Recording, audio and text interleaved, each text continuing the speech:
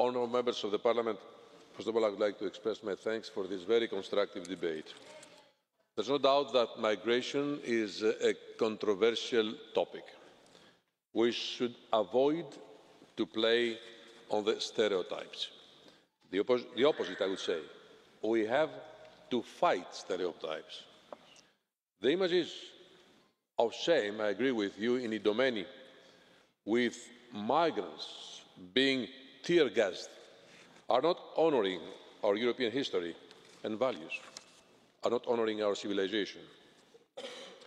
We have to treat these people with respect, but we also need to have a plan, a policy, and of course implement this policy, and that's where the problem is sometimes. Which brings me to what many of you have mentioned during this debate. Relocation, yes, has to work. The numbers were mentioned before. Only 1,145 persons have been relocated since mid-March. It is unacceptable. And I make today, from here, from this House, again an appeal to Member States to make it happen and to work at the same time on resettlement. The Commission will present later today a report on where we stand on relocation and resettlement. We need objective and fair reform of the migrants, for the European citizens, for the Member States and for our partners abroad. We need a policy that does not lead to closing borders, putting at risk Schengen. You know my position on fences and also the closure of borders. I believe in building bridges, no walls. In particular, when it's between Member States, Schengen states, as it is the case now, for example, between Italy and Austria, this is not the proper solution. For asylum, it is clear that the system as it stands today is not functioning. Europe has to adapt its migration policy to provide orderly and safe pathways to the European Union for those who need protection and those who can contribute with their skills and talents to the European Union's economic development. We need to share responsibility, reduce irregular arrivals, prevent and sanction secondary movements. Let me be clear here, however. We do not want a cosmetic reform. We want an ambitious and substantial improvement of Dublin, which leads to fair outcomes for everyone. A key point that some of you mentioned.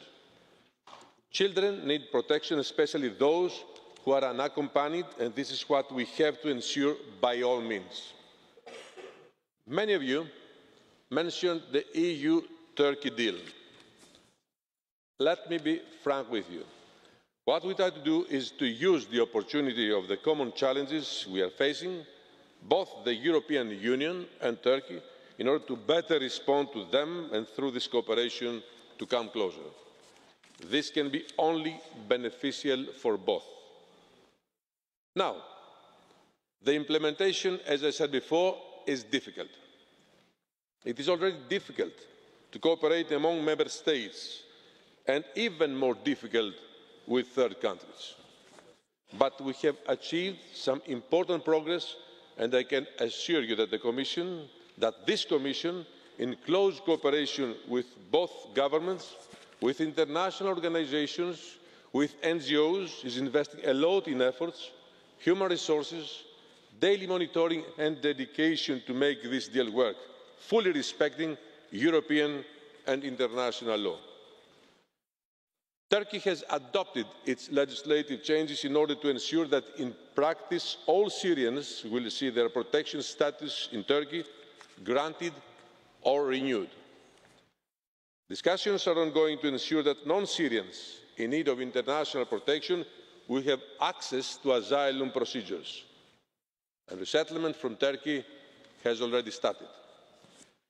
Member States are deploying officers to the Greek islands It's becoming clear now that frontline member states need support to manage the situation, and the flows have decreased.